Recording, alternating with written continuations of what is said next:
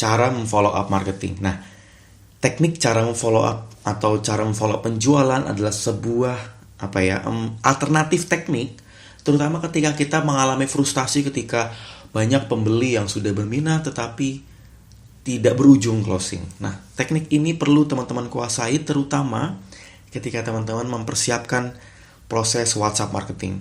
Nah, kenapa follow up itu menjadi satu hal yang penting? Yuk kita mulai dari bahasan yang pertama. Apa itu follow up? Follow up adalah satu tindakan untuk mengingatkan prospek atau calon pembeli atau calon buyer yang berminat dengan produk kita atau produk Anda tetapi masih belum menghasilkan transaksi atau belum membuat transaksi atau belum transfer ke rekening kita. Itu adalah follow up. Nah, mengapa proses follow up penting? Tujuannya adalah agar kita segera mendapatkan jawaban pasti. Karena paling gak enak itu adalah di PHP, benar gak? Di PHP udah berminat, mereka sudah chat, tapi pas ditanya gak ada jawaban, mereka gak read kontak kita, mereka gak read chat WhatsApp kita, ujungnya terlalu banyak yang chat malah gak menghasilkan closing. Nah, mengapa proses follow up penting? Karena kita ingin tahu ujungnya apa. Lebih baik mereka menjawab tidak daripada kita tidak ada kepastian. Ya kayak orang pacaran aja ya. Lebih baik jawab enggak daripada ujungnya adalah digantungin atau di PHP. Bener gak?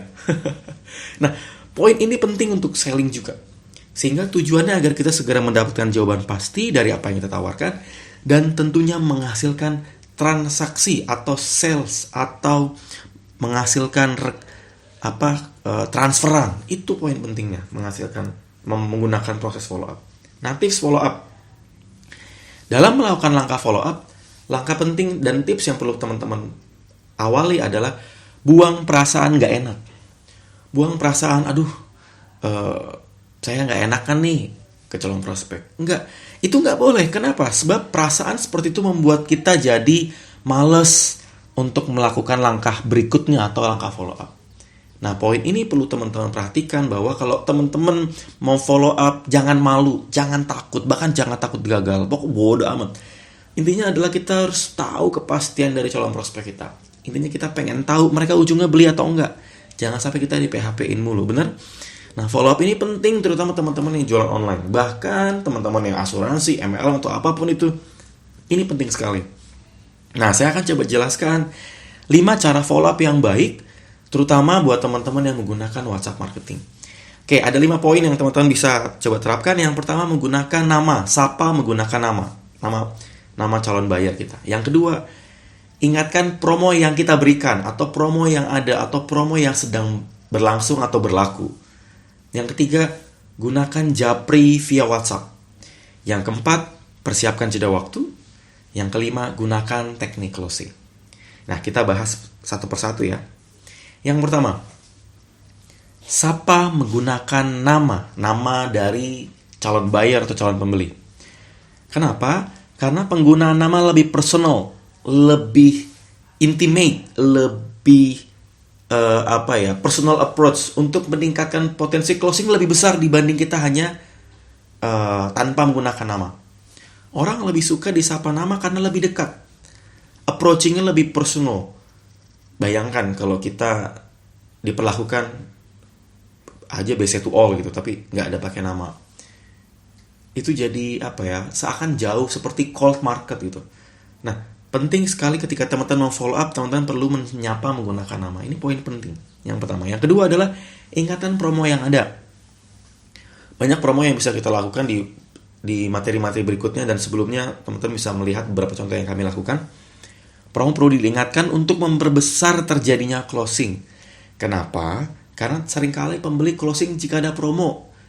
Mas, kalau nggak ada promo gimana? Nggak masalah. Tetapi kalau teman-teman lagi ada promo, misalnya promo free ongkir, promo diskon, apapun, ingatkan promo itu. Tujuannya adalah potensi closing bisa jauh lebih besar dibanding teman-teman tidak menggunakan promo atau tidak mengingatkan promo. Sehingga orang-orang, mumpung ada promo nih, mumpung ada diskon nih, mumpung ada free ongkir nih. Kebayang? Itu perlu kita ingatkan sehingga konsumen nggak lupa. Konsumen bisa teringatkan, reminder kenapa mereka harus melakukan transaksi. Itu poin kedua. Oke, berikutnya poin 3. Gunakan japri WhatsApp.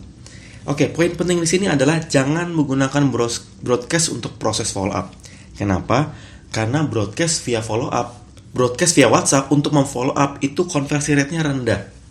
Orang jadi tidak personal seperti berhubungan dengan poin pertama tadi.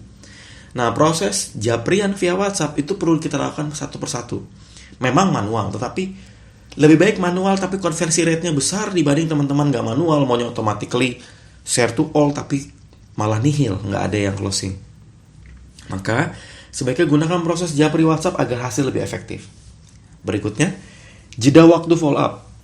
Jeda waktu usahakan maksimal 3-5 hari, jangan kelamaan. Karena kalau teman-teman kelamaan nanti hasilnya malah rendah. Kenapa? Mereka udah lupa, atau makan mereka udah ditikung, mereka sudah diambil oleh produsen yang lain atau penjual yang lain. Dan ingatkan minimal 3 kali. Jangan cuma sekali, karena seringkali ketika sekali kita hanya mereminding, mungkin dia lagi di jalan, mereka lagi nggak aktif WhatsApp-nya, kuota lagi habis, WhatsApp lagi nggak dibuka. Jadi minimal 3 kali. Ujungnya sampai kapan Mas Hermas? Sampai ada reply. Sampai mereka memastikan beli atau tidak. Kalau mereka masih nanya suami dulu, nanya ini dulu, nunggu ada uang dulu, berarti mereka masih ada potensi closing. Tujuan follow up adalah ujungnya adalah transaksi. Jadi kita pengen tahu kepastian mereka transaksi atau tidak.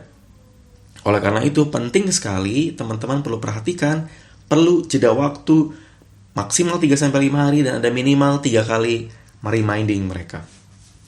Berikutnya, gunakan teknik closing. Ada beberapa teknik closing yang bisa dipakai. Nah, teknik closing ini bertujuan di bagian akhir untuk mempercepat atau memberikan kepastian closing dari mereka dan memperbesar potensi konversi rate closing. Ada beberapa macam. Yang pertama, saya contoh yang sederhana. Yang pertama adalah teknik pilihan. Teknik pilihan ini adalah membuat si para calon pembeli itu punya pilihan yes or yes, ya dan ya. Jadi kita tidak memberikan pilihan yes or no. Misalnya, jadi transfer apa enggak, jadi beli atau enggak. Nah, itu cara yang salah. Yang benar adalah ingin menggunakan BCA atau Mandiri, Pak. Rencananya ingin beli 1 atau 2. Rencana ingin produk yang A atau yang B. Kebayang ya? Teknik pilihan ini penting untuk teman-teman perhatikan, terutama ketika teman-teman nanti pada saat memfollow up calon pembeli. Berikutnya teknik fear. Teknik fear sebenarnya adalah mirip seperti headline fear, tapi tujuannya membuat mereka memperbesar fairness untuk memperbesar closing. Contoh, selamat siang Bu. Di chat WhatsApp ya, karena promo akan ditutup, rencananya mau beli saat promo atau harga normal. Sambil diinfo, harga promo segini, harga normal segini. Harga normalnya coret berapa harga promonya. Tujuannya reminder mereka, para pembeli reminding supaya mereka akhirnya menghasilkan closing atau mereka transfer ke rekening kita. Nah, tujuan follow up ini di bagian teknik closing adalah membuat mereka pilihan untuk tidak closingnya jadi lebih sedikit, lebih minim, sehingga closing lebih besar. Nah, follow up ini, beberapa contoh ini saya dorong teman-teman untuk mempraktekkan di WhatsApp, terutama ketika japri, terutama ketika teman-teman di PHP, dan saya berharap ketika teman-teman praktek, hasil closing teman-teman lebih besar. Kebayang ya? Nah, saya mendorong teman-teman mempraktekkan file ini, dan saya berdoa, dan saya mendukung teman-teman dan mendorong supaya teman-teman nanti konsisten, dan tidak hanya teman-teman yang menerapkan. Kalau teman-teman punya tim, teman-teman perlu menjelaskan dan mengajarkan poin ini. Semoga bermanfaat. Yuk kita praktek.